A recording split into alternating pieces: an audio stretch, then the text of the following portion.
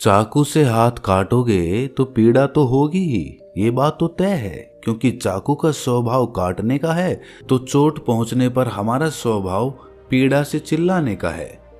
अब आप इसे चाहे कैसे भी समझें, लेकिन कुछ विधि के विधान होते हैं, नियम होते हैं, और उन्हीं नियमों के अनुसार ये दुनिया चलती है। बहुत पुरानी कहावत है, जैसा कर्म करोगे वैसा ही फल पाओगे। मतलब अच्छे कर्म करोगे तो अच्छे फल पाओगे और बुरे कर्म करोगे तो बुरे फल पाओगे। ये हम सब ने सुना तो है, लेकिन अंदर से विश्वास इस पे हम बहुत कम कर पाते हैं, क्योंकि हमें लगता है कि अच्छे कर्मों का अच्छा फल हमें नहीं मिलता है। या फिर ये आपके मन का वहम है, क्योंकि आप सच्चाई नहीं देख पा रहे, असलियत नहीं देख पा रहे। क्योंकि कर्मों का विधान, कर्मों का नियम तो अपने तरीके से ही काम करता है, वो आपके सोचने से बदल नहीं जाता। आज की जो बोध कहानी मैं आपको सुनाने वाला हूँ, उसमें आपको कर्मों का पूरा लेखा जोखा समझ में आ जाएगा कि कर्म किस प्रकार हमारे जीवन को निर्धारित करते हैं। और ये कहानी समझने के बाद आप अपने जीवन में अच्छे कर्मों से कैसे सफल बन सकते हैं, वो भी सूत्र पता चल जाएंगे। इससे पहले कि आप इस कहानी में खो जाएं, इस चैनल को सब्सक्राइब जरूर कर लें। तो चलिए कहानी शुरू करते हैं। एक नगर में एक व्यापारी रहता था। वो व्यापारी बहुत धनवान था। अपने नगर के बड़े बड़े व्यापारियों में उसका नाम लिया जाता था। अपने खुद के नगर में भी उसका बहुत नाम था। फिर एक दिन शुभ घड़ी में उसे एक पुत्र प्राप्त हुआ। फिर उस पुत्र के जन्म पर व्यापारी बहुत खुश हुआ। उसने अपने पुत्र का नाम सोमनाथ रख दिया। व्यापारी ने सोचा कि अब उसका पुत्र बड़ा होकर उसके कारोबार को संभाल लेगा और वो अपने नगर का सबसे बड़ा व्यापारी बन जाएगा। उस व्यापारी ने अपने पुत्र का अच्छे से लालन पालन किया, उसे अच्छे से पढ़ाया लिखाया, और उनके पुत्र सोमनाथ ने भी बड़े होकर अपने पिता के व्यवसाय में हाथ बटाना शुरू कर दिया। पिता अपने पुत्र को ऐसे काम करते देख बहुत प्रसन्न होते थे। फिर जब सोमनाथ कुछ समझदार हो गया तो व्यापारी ने अपने पुत्र सोमनाथ का विवाह एक सुंदर युवती के साथ करवा दिया। सोमनाथ भी बहुत खुश था। सोमनाथ शादी होने तक तो अपने पिता के साथ व्यवसाय में हाथ बटाता रहा, लेकिन फिर अचानक ही सोमनाथ में कुछ परिवर्तन आने लगे। वो दिन भर अपने दोस्तों के साथ घूमने लगा। धीरे धीरे सोमनाथ को एक बहुत बुरी आदत ने पकड़ लिया। वो रोज अपने दोस्तों के साथ जुआ खेलने लगा। सोमनाथ अब ना तो अपने घर रहता था और ना ही अपने पिता के व्यवसाय में कोई हाथ बटाता था। वृद्ध होने के कारण उनके पिता व्यापार की देखभाल नहीं कर पाते थे, और सोमनाथ तो व्यापार की देखभाल करना तो दूर की बात रही, वो तो अपने पिता के द्वारा कमाए गए धन को जुए में उड़ा रहा था। व्यापार की देखभाल नहीं होने के कारण धीरे धीरे उसका व्यापार में भी बहुत नुकसान होने लगा। सोमनाथ के पिता ने सोमनाथ को भी बहुत समझाया कि मैंने इतनी मेहनत करके इतना बड़ा व्यापार खड़ा किया है, तुम इस जुए खेलने की आदत को, इस गंदी आदत को छोड़ दो, नहीं तो एक दिन ऐसा आएगा जब तुम्हारे पास कुछ भी नहीं बचेगा, कोई तुम्हारा साथ नहीं देगा, फिर तुम पछताओगे। इसीलिए तुम समय रहते संभल जाओ। लेकिन सोमनाथ ने तो अपने पिता की एक भी नहीं सुनी। वो तो उनकी बातों को सुनकर अनसुना कर देता था। ऐसे ही समय धीरे धीरे गुजरता रहा। समय के साथ उसके पिता और भी बूढ़े हो चले थे और उनको बीमारियों ने जकड़ लिया। कुछ समय के बाद ही उस व्यापारी की मृत्यु हो गई। अपने पिता की मृत्यु पर भी सोमनाथ को बिल्कुल भी अफसोस नहीं था। उसके चेहरे को देखने से ऐसा लगता था कि उसे कोई दुख नहीं है। ऐसा लग रहा था कि मानो उसके पिता की मृत्यु के बाद तो उसे आजादी मिल गई हो। अब उसे कोई कहने सुनने वाला नहीं था। अब तो सोमनाथ पहले से भी अधिक जुआ खेलने लगा था। सोमनाथ जुआ खेलकर एक बहुत बड़ा आदमी बनना चाहता था। वो एक दिन में ही जुए में हारी गई रकम को जीतकर एक बड़ा आदमी बनना चाहता था, जिसके कारण अब वो जुए में बड़े बड़े दांव पेच लगाने लगा था। सोमनाथ की माँ ने सोमनाथ को बहुत समझाया कि बेटा, तुमने बहुत सारा धन गंवा दिया है, अब जो थोड़ा बहुत धन बचा है उसे भी लुटाने पर क्यों लगे हुए हो। लेकिन वो कहते हैं ना कि जब नाश मनुष्य पर छाता है तो पहले विवेक मर जाता है, यानी कि बुद्धि मर जाती है।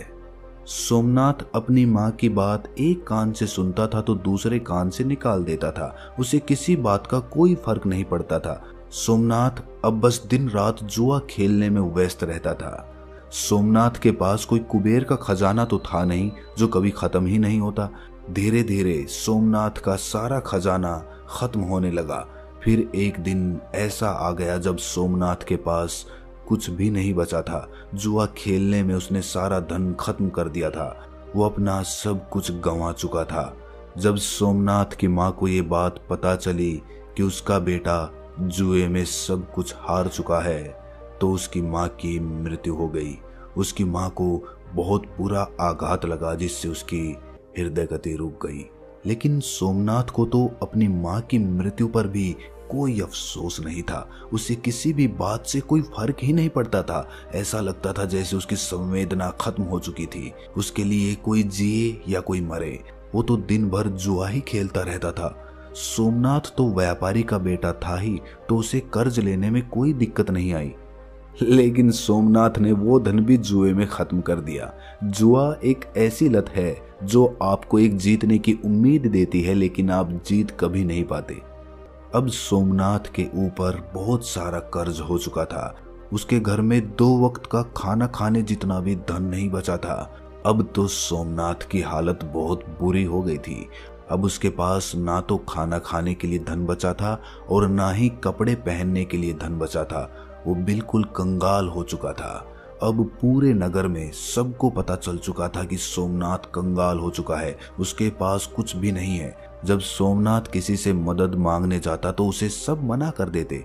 एक समय वो भी था जब उसके परिवार का नाम नगर के बड़े बड़े व्यापारियों में लिया जाता था।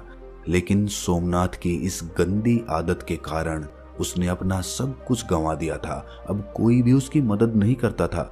लोग उसी मनुष्य की इज्जत करते हैं जो मेहनत से कमाता है और अपने जीवन में एक कामयाब इंसान बनकर दुनिया के सामने एक उदाहरण पेश करता है। जब सोमनाथ के ससुर को यह बात पता चली कि उसका दामाद कंगाल हो चुका है तो वो अपनी पुत्री की चिंता करते हुए तुरंत ही अपनी पुत्री से मिलने पहुंच गया। उसने वहां जाकर देखा कि उसकी पुत्री तो बहुत दुखी है। उसकी पुत्री ने फटे पुराने कपड़े पहने हुए थे। भूख के कारण उसका गुलाब सा चेहरा मुरझा चुका था। अपनी बेटी की ऐसी हालत देखकर उनको सोमनाथ पर बहुत गुस्सा आया। उसने अपनी बेटी को अपने साथ घर ले जाने का निश्चय कर लिया था। उसने ना ही सोमनाथ को कुछ कहा और ना ही कुछ सुना। अपनी पुत्री को लेकर अपने घर चल दिए। जब सोमनाथ अपने घर पहुंचता है तो उसे पता चलता है कि उसकी पत्नी को तो उसके ससुर जी अपने साथ ले गए हैं। ये देखकर सोमनाथ बहुत दुखी होता है। अब वो बिल्कुल ही अकेला पड़ चुका था। अब ना तो उसके पास पैसा था, ना पत्नी थी और ना ही उसके माता पिता थे। सब लोग उसे अकेला छोड़कर जा चुके थे। अब सोमनाथ को अपने पिता की हर वो बात याद आने लगी जो उसके पिता ने उसे समझाई थी। उसकी ऐसी हालत का जिम्मेदार वो स्वयं था। वो अचानक अपने आप से ही बातें करने लगा। उसने कहा कि एक दिन ऐसा था जब मेरी गिनती नगर के बड़े बड़े व्यापारियों में होती थी और आज मेरे पास खाने के लिए खाना तक नहीं है। अब मैं मेहनत करूंगा और अपना खुद का व्यापार फिर से खड़ा करूंगा। ये सोचकर सोमनाथ अपने ससुर से मिलने के लिए चला जाता है ताकि वो उनसे कुछ धन उधार लेकर अपना व्यापार फिर से शुरू कर सके। सुबह होते ही वो अपने ससुर से मिलने के लिए निकल पड़ता है। ससुराल पहुंचकर वो अपनी हालत को देखकर रोने लगता है। अपने फटे पुराने कपड़ों को देखकर वो सोचता है कि वो अपने ससुराल में ऐसे फटे पुराने कपड़ों में तो नहीं जा सकता। मैं साफ सुथरे कपड़े पहनकर ही अपने ससुर से मिलने जाऊंगा और अगर वो फटे पुराने कपड़ों में ससुराल जाएगा तो उसकी बची खुची इज्जत भी खत्म हो जाएगी। ये सब सोचकर वो इधर उधर देखने लगा। उसकी नज़र एक कपड़े की दुकान पर पड़ी, लेकिन शाम हो जाने के कारण वो दुकान बंद हो चुकी थी। सोमनाथ ने निश्चय किया कि वो सुबह तक वहीं इंतजार करेगा। जैसे ही दुकान खुलेगी तो वो अपने ससुर का नाम लेकर कपड़े खरीद लेगा और जब ससुर जी से उसे पैसे मिलेंगे तब वो उस दुकान की उधार चुका देगा। अपने फटे पुराने कपड़ों में ससुराल वालों के घर जाने से अच्छा है कि मैं एक रात इस दुकान के बाहर ही गुजार दूं। ये सब सोचकर सोमनाथ उस कपड़े की दुकान के बाहर ही सो जाता है। सोमनाथ भूख के मारे इधर उधर करवटें ले रहा था। तभी सोमनाथ ने देखा कि एक युवक चुपचाप दुकान के भीतर जा रहा है। उस युवक के भीतर जाने के कुछ देर बाद ही एक स्त्री भी दबे पांव उस तरफ आई और दुकान के अंदर चली गई। सोमनाथ को वो स्त्री अंधेरे में भी जानी पहचानी लग रही थी। सोमनाथ ने उस स्त्री को ठीक ढंग से देखने के लिए दुकान की खिड़की से बाहर झांका। वहां पर उसने जो देखा वो देखकर उसके होश उड़ गए, क्योंकि वो औरत कोई और नहीं बल्कि उसकी ही पत्नी थी। फिर सोमनाथ ने अपनी पत्नी और उस युवक की बातें ध्यान से सुनी। सोमनाथ की पत्नी उससे कह रही थी कि हे मेरे प्राण प्रिय, तुमसे बहुत प्रेम करती हूँ और मैं तुमसे विवाह करके पूरी जिंदगी तुम्हारे साथ रहना चाहती हूँ। मैंने आज तुम्हें यहाँ एक राज की बात बताने के लिए बुलाया है ताकि हम विवाह करने के बाद आराम से रह सकें। हमारे पास किसी भी चीज की कोई कमी ना हो। उस युवक ने बड़ी ही उत्सुकता के साथ पूछा कि कौन सा राज? तुम किस राज की बात कर रही हो? फिर सोमनाथ की पत्नी ने उस युवक से कहा कि मेरे ससुर जी बहुत धनी व्यापारी थे। उन्होंने अपने जीवन में बहुत ही कठिन परिश्रम किया था और खूब सारा धन कमाया था, और उन्होंने 4 घड़े सोने के सिक्कों से भरवाकर मकान के चारों कोनों में गड़वा दिए थे। ये काम उन्होंने इसलिए किया था ताकि बुरे समय में उस धन का उपयोग किया जा सके। उन्होंने अपने जुआरी बेटे को इस धन के बारे में कभी नहीं बताया, क्योंकि उनको डर था कि कहीं उनका जुआरी बेटा उस धन को भी जुए में ना उड़ा दे। फिर सोमनाथ की पत्नी ने उस युवक से कहा कि तुम जल्दी से मेरे ससुराल जाओ और मेरे मूर्ख पति से वो मकान खरीद लो। वो मकान तुम्हें आसानी से दे देगा, क्योंकि उसने अपनी सारी जमा पूंजी तो जुए में ही हार दी है। फिर तुम उस मकान के चारों कोनों की खुदाई करना और उन चारों घड़ों को अपने कब्जे में कर लेना, जिसके बाद हमें कभी भी धन कमाने की आवश्यकता नहीं पड़ेगी और फिर हम पूरा जीवन खुशी से रहेंगे। अपनी पत्नी के मुंह से ये सारी बातें सुनकर उसे बहुत दुख हुआ। वो सोचने लगा कि आज मेरी बुरी आदतों के कारण मेरी पत्नी मेरी नहीं रही, बल्कि वो किसी दूसरे पुरुष के साथ होली, उसका साथ दे रही है, उससे विवाह करने की योजना तक बना रही है।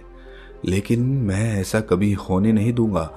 मैं अपने पिता की कमाई हुई दौलत को इस आदमी के हाथों तो कभी नहीं जाने दूंगा। माना कि मैं बुरी संगत में पड़ गया था, मुझे जुआ खेलने की गंदी लत लग गई थी, लेकिन अब मुझे सब कुछ समझ में आ चुका है। अब मैं अपने पिता की दौलत को इस तरह लूटने नहीं दूंगा। ये सब सोचकर सोमनाथ तुरंत अपने नगर के लिए निकल जाता है। सुबह होते होते वो अपने घर पहुंच जाता है। घर पहुंचकर वो बिना कोई समय गंवाए अपने घर के चारों कोनों की खुदाई करना शुरू कर देता है। खुदाई करने के थोड़ी ही देर बाद उसे वो चारों घड़े मिल जाते हैं। फिर वो उन चारों घड़ों से सोने के सिक्कों को निकाल लेता है और उन घड़ों में कोयला भरकर वापस उसी जगह पर रख देता है। इसके बाद सोमनाथ अपनी पत्नी के प्रेमी का इंतजार करने लगता है। कुछ दिनों के बाद उसकी पत्नी का प्रेमी उसके घर पर आता है। वो उसके घर आकर कहता है कि मैंने सुना है कि ये मकान बेचने के लिए उपलब्ध है। तुम मुझे ये घर बेच सकते हो, क्योंकि मैं इस नगर में अपना व्यवसाय शुरू करना चाहता हूँ। मुझे घर की ज़रूरत है और तुम्हें पैसों की ज़रूरत है। हम दोनों की ज़रूरतें पूरी हो जाएंगी। सोमनाथ तो इसी मौके के इंतजार में था। उसे उस आदमी की सारी योजना पहले से ही पता थी।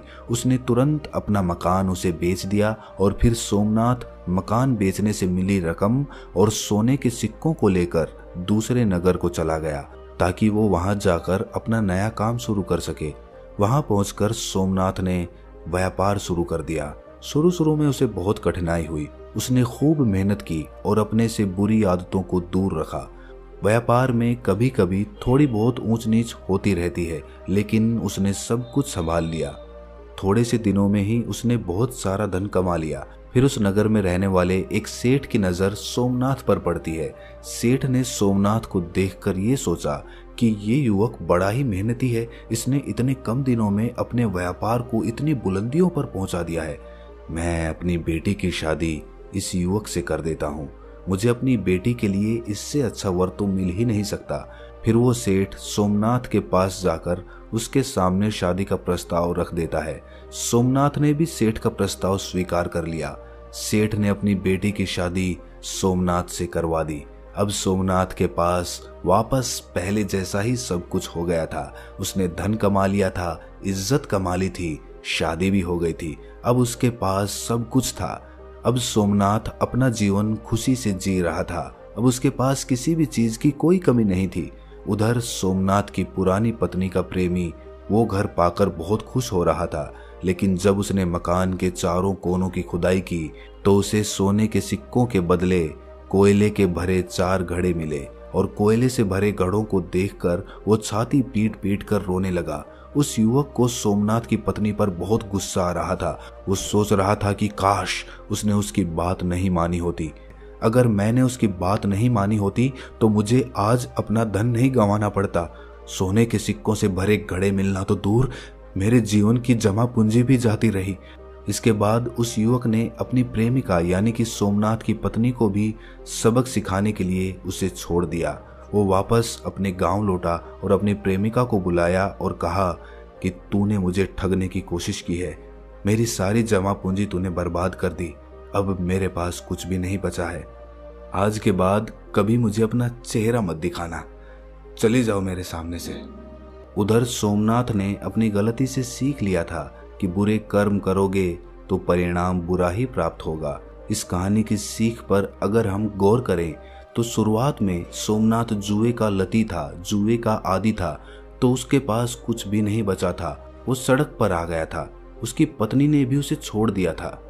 ये उसके कर्म का ही परिणाम था। अगर वो अपने व्यापार को अच्छे से करता तो शायद उसे वो दिन देखने नहीं पड़ते। खैर, जैसे तैसे सोमनाथ को अपनी गलती का एहसास हुआ और उसने अपना जीवन बदल लिया। इससे हमें ये पता चलता है कि हमने चाहे जीवन में कितने भी बुरे कर्म किए हों, लेकिन हम कभी भी नई शुरुआत कर सकते हैं। अच्छे कर्म करने के लिए कोई भी समय नहीं होता, या यूं कहें कि हर समय अनुकूल होता है। और दूसरी तरफ हमें ये भी सीख मिलती है कि अगर हम बुरे समय में अपनों का साथ छोड़ दें, उन्हें धोखा दें, तो उनका भी बहुत बुरा परिणाम होता है। जैसे कि सोमनाथ की पत्नी ने उसे धोखा दिया, लेकिन इस धोखे के कारण उसने अपना सब कुछ गंवा दिया, यहाँ तक कि अपनी इज्जत तक गंवानी पड़ गई। अगर सोमनाथ की पत्नी केवल उसकी बुरी लत की वजह से उससे दूर चली गई थी तो वहां तक भी उसने कुछ गलत नहीं किया था, क्योंकि इसकी वजह खुद सोमनाथ था। लेकिन अपने प्रेमी के साथ मिलकर अपने पति को ही छलने की योजना बनाना उसे बहुत महंगा पड़ा। तो दोस्तों, कैसी लगी ये कहानी आपको कमेंट सेक्शन में ज़रूर बताना, और अच्छी लगी हो तो इस चैनल को सब्सक्राइब ज़रूर कर देना। तो मिलते हैं अगली किसी कहानी में, तब तक के लिए अपना ख्याल रखें।